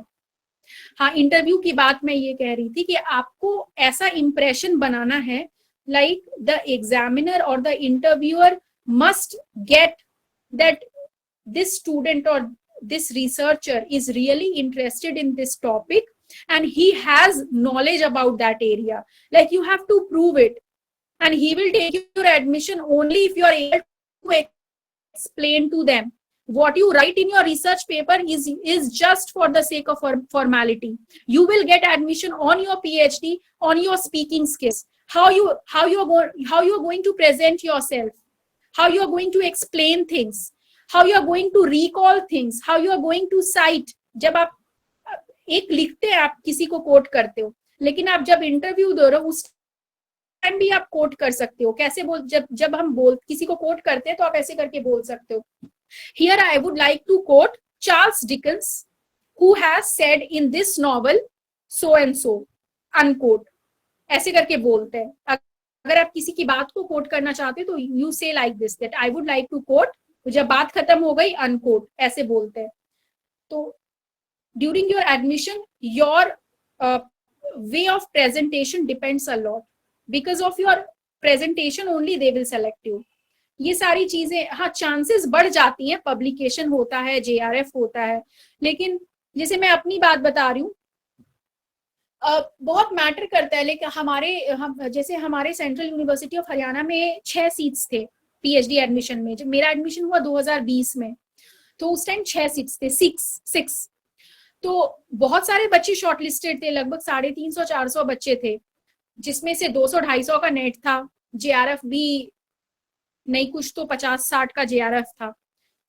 लेकिन एक लड़की का ऐसे भी एडमिशन हुआ जिसका नेट भी नहीं था, JRF भी नहीं था. Why? On the basis of her presentation, on the basis of her knowledge. अब आजकल क्या हो गया है, ये जो ऑब्जेक्टिव्स, हमारे ऑब्जेक्टिव टाइप जो ये एग्जामिनेशन होते हैं, this is actually not good method of testing your knowledge, क्योंकि बहुत लोगों की मेमोरी उतनी स्ट्रांग नहीं होती है. अब हमारे इंग्लिश में ऐसे कैसे क्वेश्चन ऐसे भी पूछे जाते हैं कि अगर उस नॉवल में कोई पेट था तो पेट का क्या नाम था. कम ऑन, वो पेट का क्या नाम था ये मेरे लिए कैसे इंपॉर्टेंट है, लेकिन ऐसे क्वेश्चन बनते हैं. तो अब नेट JRF तो यार देखो, ये लक की बात है. तो इससे बिल्कुल भी घबराना नहीं है. ये प्रूफ नहीं होता आपके नॉलेज का. तब भी आपके बहुत चांसेस हैं PhD में एडमिशन होने का, अगर आपको नॉलेज, सही में नॉलेज है, and you are able to explain things with clarity. ठीक है, PhD JRF से चांसेस बढ़ जाते हैं, मैंने बोला, लेकिन after all everything depends on your knowledge and your performance and your presentation skills. Fine. So this was the thing, and I wanted to mention one more thing. What was that? भूल गई. Okay, now we can interact, I think. Guys, किन्हीं के मन में कोई भी question है तो प्लीज डू आस्क, बिना किसी हेजिटेशन के. आप वीडियो ऑन कर सकते हैं तो बहुत अच्छी बात है, अदरवाइज आप माइक को भी अनम्यूट करके अपने क्वेश्चन को पूछ सकते हैं, कुछ भी आपके मन में अगर सवाल हो तो. Anybody? Hello ma'am. Good evening ma'am. एक करके पहले रूही आप पूछ लो. Thank you ma'am. Ma'am, I wanted to ask कि अगर मान लीजिए कि मैंने कई सारी बुक्स पढ़ी हैं अपनी नॉलेज बिल्डअप करने के लिए, मान लीजिए मेरा टॉपिक मैजिकल रियलिज्म है और मैंने कई सारी बुक्स पढ़ी हैं, बट देन मैं उनके किसी भी कोट वगैरह को या किसी भी लाइन को साइट नहीं कर रही हूँ और मैं अपना रिसर्च प्रपोजल लिख रही हूँ on the basis of that knowledge, तो भी क्या वर्क साइटेड में उस बुक को मुझे डालना पड़ेगा? डेफिनेटली आपको डालना पड़ेगा. आप कुछ तो अपने रिसर्च प्रपोजल में ना 2 से 3 इंडेक्स साइट डालो, उससे ना थोड़ा सा आपकी रिसर्च को ऑथेंटिसिटी मिल जाता है. आप बिल्कुल कोट करो, ये सब इम्पोर्टेंट है. अच्छा, मतलब कोट करना जरूरी है अगर आप किसी चीज से. हाँ, okay ma'am, thank you. Quote करना बहुत जरूरी है. मैं एक और चीज बताना चाहूंगी कि एक आप कोट करते हो डायरेक्ट वर्ड्स, 2 से 3 लाइन या 4 लाइन से ज्यादा भी, आप पता है 1 पेज भी कोट कर सकते हो. MLA 9th एडिशन में आप ये आ गया है कि आप किसी की बातों को पूरा 1 पेज भी कोट कर सकते हो. तो that's not an issue. Quote करना अच्छा होता है, लेकिन हाँ, ये नहीं कि आप सिर्फ कोट ही कर रहे हो, ऐसा भी नहीं होना चाहिए. एक लिमिट होता है कोटेशन का भी, कि मतलब आई थिंक कुछ परसेंटेज होते हैं कि इतने कोट करने होते हैं. लेकिन जब आप रिसर्च प्रपोजल बना रहे हो तो डेफिनेटली आप एटलीस्ट 1 कोटेशन तो डालो. नहीं कुछ तो 2-3 तो डाल ही दो, जिससे पता चलता है कि आपने वो वर्क पढ़ी है। बट मतलब उसे इंप्रेशन ये जाता है कि आपने वो पढ़ी है, वरना लगता है कि आपने पढ़ी नहीं है, ये इंप्रेशन जाता है।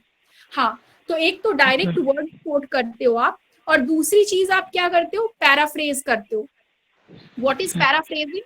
Paraphrasing is like you are saying same thing but you are not using the exact words of the author. That is paraphrasing.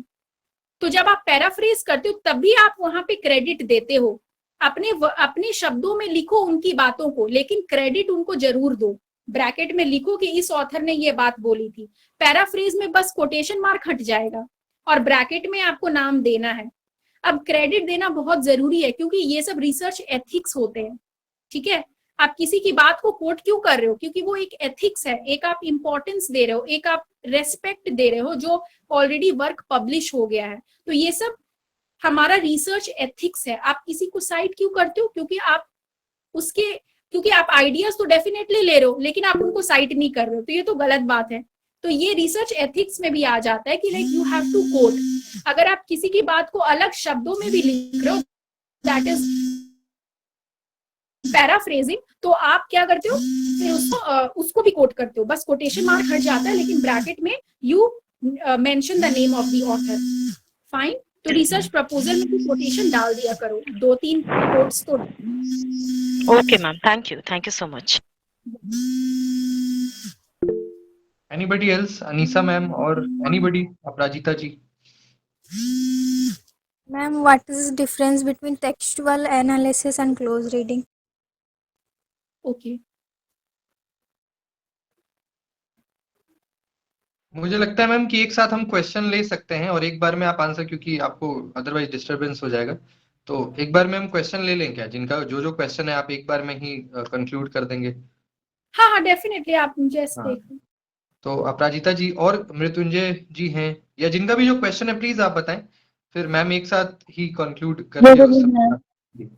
Yes, good evening. Ma'am मैं अभी पीजी कर रही हूँ और मेरा इंटरेस्ट तो इंडियन लिटरेचर में है, तो क्या मैम इंडियन लिटरेचर से पीएचडी करना सही होगा? थोड़ा लाउड बोलो, मुझे सुनाई नहीं दे रहा। Hello ma'am. हाँ हाँ प्रज्ञा, प्लीज लिटिल बी लाउडर। बस मैम मैं पूछ रही थी आपसे कि मेरा इंटरेस्ट इंडियन लिटरेचर में है। यस। तो इंडियन लिटरेचर में मैं शशि थरूर पे और अरुंधति रॉय पे पीएचडी करना चाहती हूँ। हाँ, तो ये सही होगा पीएचडी के लिए? मुझे इनकी बात नहीं, आप बताएंगे राहुल? मैम प्रज्ञा जी ये कह रही हैं कि इनका इंटरेस्ट जो है वो इंडियन राइटिंग में है, तो हाँ। इंडियन लिटरेचर पे क्या पीएचडी करना आगे के लिए अच्छा रहेगा, फ्यूचर पर्सपेक्टिव या फ्यूचर प्रोस्पेक्ट को देखते हुए आपसे ये प्रश्न पूछ रही हैं। अच्छा, कि और इंडियन राइटिंग इनका सब्जेक्ट क्या है? इंग्लिश सही है। Okay okay. अरे बहुत, अब आजकल क्या हो रहा है कि आज के टाइम में ना हम अपने नेशन को ग्लोरीफाई कर रहे हैं, तो इंडियन लिटरेचर पे आजकल रिसर्च हो रहे हैं बहुत, लेकिन आपको ये एक्सप्लोर करना पड़ेगा कि आपका रिसर्च नया हो। बहुत रिसर्च ऑलरेडी अवेलेबल है, आप किसी भी एरिया में रिसर्च कर सकते हो, लेकिन बस आपको ध्यान ये रखना है कि आप कुछ नया उसमें ला रहे हो, ठीक है। अब इंडियन एस्थेटिक्स है, इंडियन लिटरेचर है, तो हम इंडियन लिटरेचर में पता है क्या क्या थियरीज होते हैं? नाट्य शास्त्र के थियरी है, रस थियरी है, ध्वनि थियरी है ना। ये जो मैं पहले बता रही थी वो सब तो हमारे वेस्टर्न थियरीज है, बट हमारे इंडियन थियरीज क्या क्या है? रस थियरी है, ध्वनि थियरी है, बहुत सारे नाट्य शास्त्र से अलग अलग चीज लिए जाते हैं। डेफिनेटली आप कर सकते हो, लेकिन आपको कुछ नया चीज लाना है। आप ये देखो, अब जैसे मैंने बताया, आप एक्सप्लोर करो, शोध गंगा पे देखो कि कौन कौन सी थीसिस अवेलेबल है इंडियन लिटरेचर पे, और आप जो राइटर चूज कर रहे हो, आप डेफिनेटली कोई राइटर चूज करोगे, कोई नॉवल चूज करोगे, उस पे रिसर्च ना हुआ हो, है ना। अगर हुआ भी है तो आप क्या नया ला सकते हो उसमें, ये आपको देखना पड़ेगा। डेफिनेटली कर सकते हो। ओके, मैं अब तब तक इसका Pragya, I hope is it clear? Yes ma'am. Okay, thank you. Okay, next question was what is the difference between textual analysis and close reading? Close reading जैसे कि नाम बता रहा है, क्लोज रीडिंग मतलब उसमें थोड़ा उतना क्रिटिकल अप्रोच नहीं आता है। क्लोज रीडिंग मतलब बहुत इंपॉर्टेंट है, क्योंकि अगर जब तक आप पढ़ोगे नहीं तो आप रिसर्च कैसे करोगे। तो वो close reading is line by line, you have to read it. And textual analysis is what, like you critically write something about that text, ठीक है, वो अलग तरीका हो गया। तो बहुत सारे तरीका आप यूज करते हैं ना, पहला तो क्लोज रीडिंग ही होता है, टेक्सुअल एनालिसिस उसके बाद आता है, लेकिन ये सारे स्टेप्स आप यूज करते हो। टेक्सुअल एनालिसिस में क्या होता है कि आप क्रिटिकली थोड़ा उस चीज को सोचते हो, कनेक्ट करते हो कि स्टार्टिंग में नॉवल का क्या हुआ, एंडिंग में क्या हुआ, बीच में क्या हुआ, इस तरीके से। Close reading is you are just accumulating all the details, you are knowing the plot, you are knowing the story, and textual analysis is basically you are critically analyzing the text. ये difference है। Thank you, ma'am. हाँ मृत्युंजय, दीक्षा, क्या क्या question है आपके? Yes ma'am, मेरा एक question था। जैसे रिसर्च पेपर आप जब लिखने जाते हैं, बहुत सारे बुक्स को आप कंपाइल करके पढ़ते हैं, फिर उसके बाद मैम उसी चीज को शोध गंगा में देख के फिर उस चीजों को भी ऑब्जर्व करके भी हम तो लिखना शुरू कर सकते हैं ना? थोड़ा जोर से बोलो। Am I audible ma'am? हाँ, you are audible but be louder. Okay ma'am. Ma'am जैसे रिसर्च प्रपोजल को लिखने से पहले हम बहुत सारे 5 या 6 बुक को पहले पढ़ते हैं, फिर उसके बाद उससे आइडिया क्रश लेते हैं, फिर मैम उसी टॉपिक को अगर हम शोध गंगा पे देख के और उसके बाद लिखना चालू करें ताकि उसमें ये जो आगे चल के प्लेगरिज्म का वो ना हो, तो मैम वो तो आइडिया सही रहेगा ना? बिल्कुल बिल्कुल, डेफिनेटली। हाँ, मैं एक चीज भूल गई, अब अच्छा बात हुआ इसने मुझे प्लेजरिज्म की याद दिलाई। प्लेजरिज्म बहुत इंपॉर्टेंट होता है कि हमारा वर्क जो है प्लेजराइज्ड नहीं होना चाहिए, मतलब यूनिक होना चाहिए। एक परसेंटेज होता है, आप जैसे आप रिसर्च प्रपोजल भी बनाओगे ना तो आप चेक करोगे कि उसमें प्लेजरिज्म कितना है। शायद 10 होता है या 8 होता है, कुछ ऐसे होता है, आप देख लेना। तो उससे कम होना चाहिए प्लेजरिज्म। अब वो सॉफ्टवेयर टूल है, वो तो फाइंड आउट कर देगा कि आपने कहाँ से देख के लिखा है, तो प्लेजरिज्म तो बिल्कुल नहीं होना चाहिए। तो ये आपको ध्यान रखना है कि आप कहीं से कॉपी करके ना लिखो। तो वो आप अपनी सुविधा के अनुसार देख लो कि आप खुद से पहले लिखोगे या पहले आप पढ़ लोगे चीजें कि ये लिखी गई है, या फिर आप देख के लिखो। बस आफ्टर ऑल द गोल ये होना चाहिए कि कहीं से छापा हुआ नहीं होना चाहिए। आप पढ़ लो और उसके आइडियाज को कोट करो, साइट करो, इससे प्लेजरिज्म हटता है। समझ रहे हो? पैराफ्रेज करो, प्लेजरिज्म इससे हटता है। लेकिन डेफिनेटली जब आप प्रपोजल बनाते हो तो आप प्लेजरिज्म जरूर चेक करना। और अगर आपका प्लेजरिज्म ज्यादा आता है, फॉर एग्जाम्पल 10% से ज्यादा आता है, तो आप क्या करते हो पता है? फिर पैराफ्रेज कर दो आप, ठीक है, तो प्लेजरिज्म हट जाएगा। मतलब जो चीजें कहीं से आ रहा है कि आप कॉपीड है, तो उसको आप अपने वर्ड्स में लिख दो। समझ रहे हो? अपने वर्ड्स में उसको लिख देना। अगर प्लेजरिज्म आ भी जाता है तो कोई दिक्कत नहीं है, आप उसको कम कर सकते हो, आप उसको हटा सकते हो by writing in your own words. और सिर्फ शोध गंगा नहीं, आप रिसर्च पेपर भी पढ़ो। रिसर्च पेपर से भी कहीं से भी कॉपी नहीं होना चाहिए। तो आप already, reading is very important, immense reading. जब आप रिसर्च करना चाह रहे हो तो मान के चलो you have to be an avid reader. Avid reader मतलब बहुत पढ़ने वाला इंसान, मतलब जो पढ़ रहा है, हमेशा पढ़ रहा है। तो उससे आपको आइडियाज लगते जाएंगे और आपको ये पता चल जाएगा क्या बात हो गई है, क्या नया बताना है। तो प्लेजरिज्म तो आएगा ही नहीं। डेफिनेटली कहीं से देखकर मत लिखो, क्योंकि अगर छापना शुरू करोगे तो फिर तो प्लेजरिज्म आ ही जाएगा।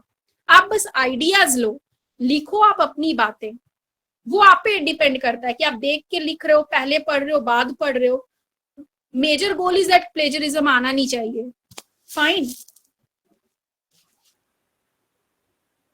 Yes ma'am, thank you ma'am. अच्छा है, अभी इको क्रिटिसिज्म का भी अच्छा इम्पोर्टेंस आ रहा है, तो आप डेफिनेटली कर सकते हो, इको क्रिटिसिज्म पे रिसर्च कर सकते हो। अब लाइक हमारे डिपार्टमेंट में मेरी एक फ्रेंड इको क्रिटिसिज्म पे कर रही है। उसने राइटर चूज किया है तेमसुला आओ, और एक और कोई राइटर है, मैं भूल गई। तो देखो, जैसे मैंने पहले भी बताया कि रिसर्च अगर हो भी गया तब भी आप कर सकते हो, लेकिन इस चीज से मत डरो आप। लेकिन डेफिनेटली आप कुछ नया लाने की कोशिश करो। और अगर आपका इंटरेस्ट है इको क्रिटिसिज्म पे, तो डेफिनेटली आप इको क्रिटिसिज्म पढ़ो, इको क्रिटिकल राइटर्स चूज करो और सब कुछ पढ़ो, रिसर्च पेपर, बुक्स रिलेटेड, और फिर कुछ नया लाने की कोशिश करो उससे। फाइन। मैम एक और क्वेश्चन था कि मान लीजिए आपने कहा कि 5 से 6 नॉवेल्स आपको करना चाहिए, राइट? तो क्या ऐसा हो सकता है कि मैं एक ही राइटर पे ना एम्फसाइज करके मैं 10 मतलब 5-6 डिस्टोपियाज ले लूं और उसके ऊपर मैं रिसर्च कर लूं अलग अलग राइटर्स का?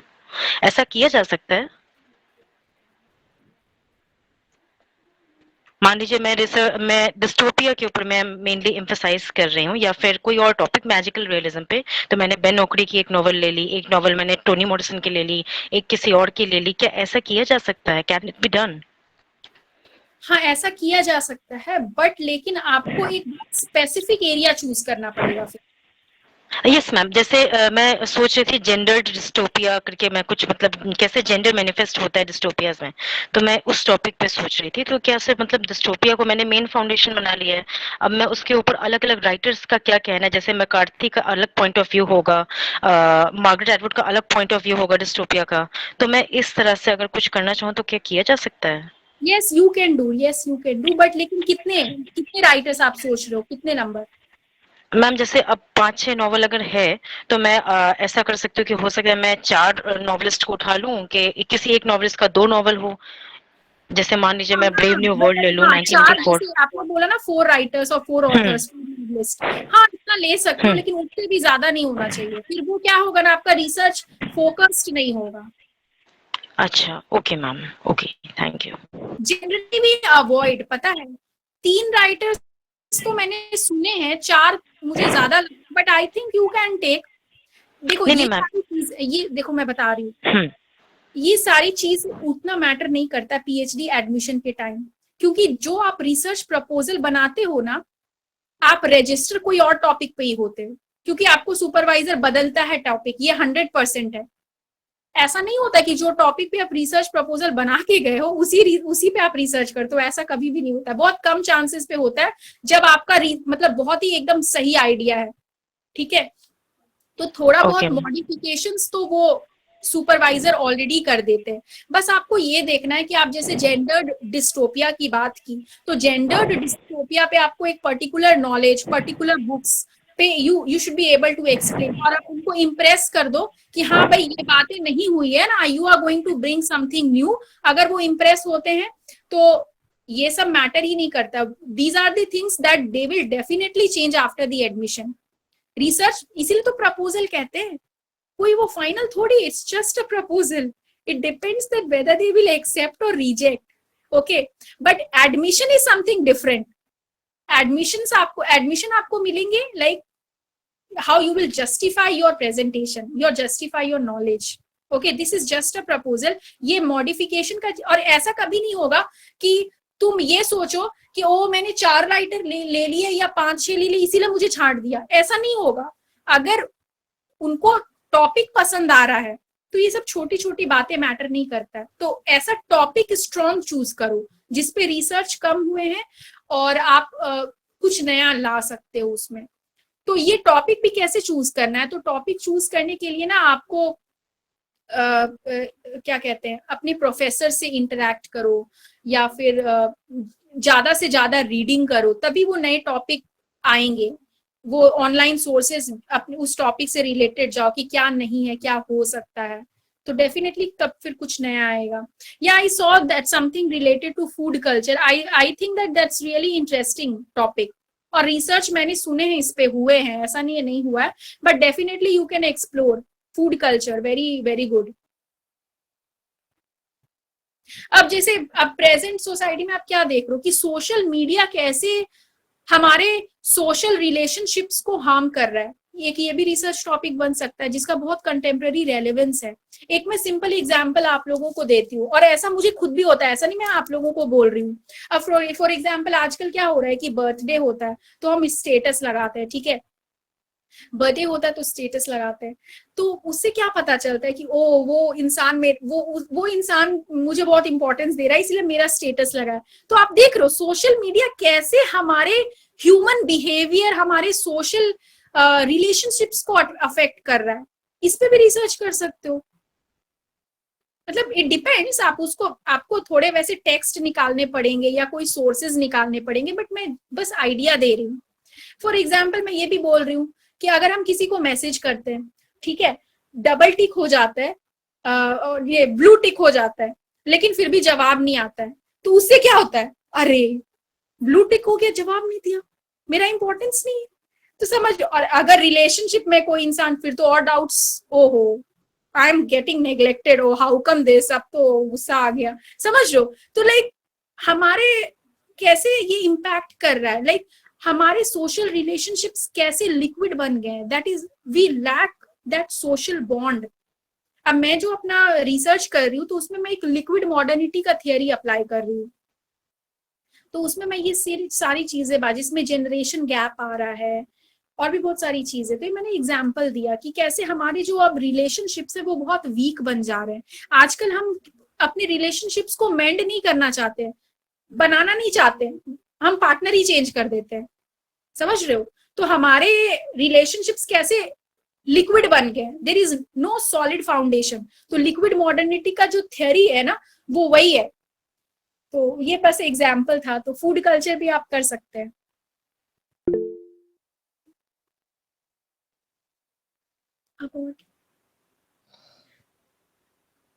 अब प्लेजरिज्म टेस्ट करने के लिए एक हमारा उरकुंड होता है, टर्निटिन होता है, ये सारे टूल्स हैं। तो ये आप पता है कैसे करा सकते हो, ये इसका ना सब्सक्रिप्शन ये होता है, तो वो कोई प्रोफेसर के पास होता है, तो आप अपने प्रोफेसर से चेक करा सकते हो, अपने कॉलेज के प्रोफेसर से रिक्वेस्ट करके। तो मुझे लगता है मैम कि हाँ, और कोई प्रश्न है किन्हीं का? तो एक क्वेश्चन आप कर सकते हैं लास्ट, क्योंकि मैम का टाइम भी हो रहा है अब डिनर का। तो कोई Hello, ma'am. क्वेश्चन है तो please. Actually, I have a question, sir. Good evening, ma'am. Yes Good evening, sir. Yes ma'am actually आपने ये पूरा जो स्ट्रक्चर समझाया, that was very very good. Can you please ये जो आपने स्ट्रक्चर दिया उसका कोई ड्राफ्ट या फिर कोई पीडीएफ कुछ भी हमें मिल सकता है, ताकि वो आगे चल के हमें हेल्प कर सके। अगर दिमाग से कुछ चीजें निकल भी जाए तो हम उसको याद रख पाए आगे के लिए। डेफिनेटली मैं आपको एक रिसर्च प्रपोजल का सैंपल ही दे दूंगी। Okay ma'am, thank you so much. मैं अब आपके सर आपको फॉरवर्ड कर देंगे। जी, तो बहुत ही अच्छा सत्र रहा मैम। और मैं आपको बताऊं कि मैम से जब मैंने बात किया था, तो मैंने कैसे करके इनको कन्विंस किया कि 40 मिनट्स का है, 45 मिनट का ही होगा, क्योंकि मुझे कैसे भी करके हम ही चाहिए थी, क्योंकि मुझे ये सेशन कराना था किसी भी कीमत पे। तो मैंने बड़ा मोटिवेट और इंस्पायर करने का इनको कोशिश किया कि मैम 40 मिनट 45 मिनट का ही रहेगा, आप आएं और हम लोग बस डिस्कस करेंगे, बहुत अच्छा। क्योंकि ऐसा अमूमन देखा जाता है कि किसी नए प्लेटफॉर्म पे जाकर के जब आप अपने लेक्चर को प्रेजेंट करते हैं, तो कई तरह के प्रश्नवाचक चिन्ह हमारे दिमाग में, मन मस्तिष्क में चलता है कि कैसा ऑडियंस होगा और कैसे हमें प्रेजेंट करना है, किस तरह का चीजें रिस्पॉन्स को लेकर के। बट मैम अभी भी मुझे लग रहा है कि 1 घंटे अगर और हमारा सेशन चल जाए तो मैम बड़ी कंफर्टेबल हैं सेशन को और सत्र को ले जाने में। तो ये कहीं ना कहीं आपका बड़प्पन है मैम, क्योंकि हमारा ये जो प्लेटफॉर्म है, ये कोरोना के समय में मैंने इसका जो प्रारंभ है, इसको मैंने स्टार्ट किया था, और आज मुझे लगता है इसकी उम्र करीब 4 साल 7 महीने और 15 दिन, इतना हमारे डायनेमिक प्रोफेसर का जो उम्र है वो इतना हो गया है। और पूरे भारत से, पूरे हिंदुस्तान से हजारों की संख्या में जो हमारे रिसर्च स्कॉलर्स हैं, मास्टर्स के छात्र हैं, वो हमारे से जुड़े हुए हैं। और आपके जैसे विद्वान और रिसर्च स्कॉलर्स आकर के हमारी शोभा को बढ़ाते रहते हैं। इसके लिए मैं आपका बहुत बहुत आभार सारगर्भित करता हूं, और ऐसी आशा ही नहीं बल्कि पूर्ण विश्वास के साथ कि आपकी जरूरत हमें जब भी महसूस होगी, आप हमारे प्लेटफॉर्म पे आएंगे, हमारे साथियों को, हमारे छात्रों को, स्टूडेंट्स को, अध्येताओं को आपका सपोर्ट मिलेगा, प्यार मिलेगा, और हर तरह का समर्थन, सहयोग जो भी करेंगे आपके तरफ से मिलेगा। आपने बहुत अच्छे तरीके से सभी चीजों को प्रेजेंट किया, बताया, बड़े ही आसान तरीके से, सहज तरीके से रिसर्च प्रपोजल क्या होता है, इंट्रोडक्शन क्या होता है, रिसर्च ऑब्जेक्टिव्स क्या होता है, लिटरेचर रिव्यू क्या होता है, रिसर्च को पब्लिश कैसे करना है। मतलब ऐसे आप बता रहे थे, मुझे वो याद आता है कि बचपन में हम एक काबुली वाला पढ़ते थे। एक स्टोरी थी हिंदी की पाठ्य पुस्तक में, जहाँ काबुली वाला जब भी आता था तो बच्चे उसके पीछे पीछे चले जाते थे। ऐसी उनमें चैंटिंग की, वो एनचेंटिंग की और अट्रैक्ट करने की ऐसी क्वालिटी काबुली वाला में थी। तो जब आज मैं आपका लेक्चर सुन रहा था, आपका भाषण और आपकी जो प्रस्तुति थी वो इतनी गंभीर और इतनी मजेदार और इतना सहज था, इंटरेस्टिंग था कि कुछ वैसा काबुली वाला वाला ही फील आ रहा था। ऐसा लग रहा था कि आपको सुनते रहें, और अब समय का कुछ पता भी नहीं लगा। तो आप एक बहुत अच्छी वक्ता भी हैं, ऐसा भी मुझे लगा, हम सभी को लगा, और बहुत अच्छा लगा। वोट ऑफ थैंक्स के लिए मैं मारुति तिवारी जी को बुलाना चाहता हूँ। Maruti ji, are you there in the session? Maruti ji, are you there in the session? Yes, sir. I'm audible. I'm audible. Yes, sir. हाँ, आप ऑडिबल हैं जी। जी, over to you. Yes. It has been such an honor to be part of this full session. First of all, I want to thank Miss Alka ma'am for this phenomenal session. The way we explained the point in this manner, fabulous. It will definitely help us in a perspective. And I want to thank also for this outstanding session. I don't have a word to describe about you, sir. You always give effort for us. Finally, I want and thanks to all the participants who make this session. Thank you. बहुत आभार मारुति जी, और madam आपका भी बहुत आभार प्रकट करता हूं, और आशा करता हूं कि आप आगे भी हमारी ऐसी ही मदद करती रहेंगे जब भी आप फ्री हों। और क्योंकि सारे स्कॉलर्स हैं, आपको सब सुन करके मुझे लगता है सबको ही बड़ी प्रसन्नता और बहुत अच्छा लगा होगा। तो आपका मैं अंत में एक बार और बहुत बहुत आपको प्रणाम करता हूं, आपका आभार और आपका धन्यवाद ज्ञापित करता हूं, इस आशा के साथ कि हम मिलते रहेंगे। बहुत बहुत धन्यवाद। Definitely. Thank you so much. Like special thanks to Rahul. Like बहुत अच्छा लगा। एक होता है कि एक्चुअली मैं ना परफेक्शन में बिलीव करती हूँ। मुझे ये इंफॉर्मेशन बहुत शॉर्ट नोटिस पे मिली, तो मैं हमेशा परफेक्शन में बिलीव करती हूँ। तो मुझे लगता है कि अगर मुझे कोई टास्क मिला है तो मैं उसको जस्टिफाई कर सकूँ। Like I should be able to give my 100%। तो मुझे इसलिए नर्वसनेस, शायद मैं और कुछ नई चीजें बता पाती, बट लेकिन लिमिटेड टाइम था, तो इसलिए मैं आप लोगों को भी सजेस्ट यही करूंगी, like you have to be passionate for your work. अब वो पैशन होना चाहिए, वो सीरियसनेस होना चाहिए, तो चीजें में परफेक्शन आती है। आप डेफिनेटली फिर वही है कि अगर आप रियली इंटरेस्टेड हो रिसर्च में, पीएचडी में, तो आपकी एडमिशन होगी अगर आप मेहनत कर रहे हो तो। और मैं डेफिनेटली ये भी बोलूंगी कि अगर कभी भी इतना, मतलब एक होता है जुनून होना चाहिए किसी चीज के लिए, लेकिन अगर ना भी हो कोई चीज, कभी भी नर्वस नहीं होना चाहिए, क्योंकि ऑल्टरनेट वेज होते हैं। इंसान को अच्छा होना चाहिए, ऑनेस्ट होना चाहिए, हार्ड वर्किंग होना चाहिए, कहीं ना कहीं तो रोजगार मिल जाएगा। पीएचडी इतनी कोई बड़ी बात नहीं है, हो जाती है। ठीक है, okay, thank you so much Rahul and Maruti for wonderful vote of thanks. और यहाँ पे स्टूडेंट्स भी बहुत मुझे अच्छे लगे, मतलब एक मुझे बहुत कंफर्टेबल स्पेस मिला। Thank you so much. Thank you Rahul once again. Thank you so much. Thank you. Thank you, ma'am. Thank you all of you. Thank you, ma'am. Thank you so much, ma'am. Thank you, ma'am. Thank you so much, ma'am. Guys, अभी paper 1 की class करने में हमारा collaboration है। आपको plagiarism check कराना है, दीजिए, आपका चेक कर देंगे। मतलब ये तो मैं कहूँ कि गाइस हमारा जो प्लेटफॉर्म है, मैं इसको बहुत रस्टिक वे में चलाता हूँ। रस्टिक वे क्योंकि ऐसे कई सारे चैलेंजेस मैंने अपने जीवन में फेस किए हैं, जैसे कोई बताने वाला नहीं होता, जो बिल्कुल सही बता दे व्हाट टू डू, और बड़े सिंपल लैंग्वेज में, बहुत साधारण तरीके, बहुत मतलब मैं इसको कहूँ कि एकदम देहाती तरीके में, देसी तरीके में कि भाई बता दे कि व्हाट टू डू, ज्यादा हाई फाई नहीं, पता लग जाएगा। तो वो मैंने फील किया है, फेस किया है अपने लाइफ में कि कोई ऐसा व्यक्ति, और उसी चीज को मैं अपने प्लेटफॉर्म पे इंप्लीमेंट करता हूँ कि जहां पे आपको बिल्कुल एकदम सिंपल, एकदम बिल्कुल रस्टिक, एकदम देहाती, देसी तरीके से कि आपके दिमाग में बस चला जाए, है ना।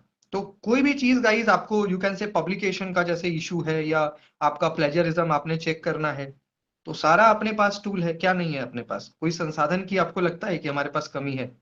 कोई संसाधन की कमी नहीं, कहीं से भी। तो आपको जहां पे भी लगे कि आपको इश्यू है, समस्या है, दिक्कत है, दुविधा है, परेशानी है, तो आप संपर्क करें अपना, यू कैन से कंटेंट या जो भी है, तो उसको हम लोग करेंगे, आगे देखेंगे। तो उसमें भी आपने रहना है। तो अलग अलग जगह से सब स्कॉलर्स आ रहे हैं, कल गोवा से आए, आज हरियाणा से मैडम आई, कल दिल्ली से आएंगे, ऐसे अलग अलग।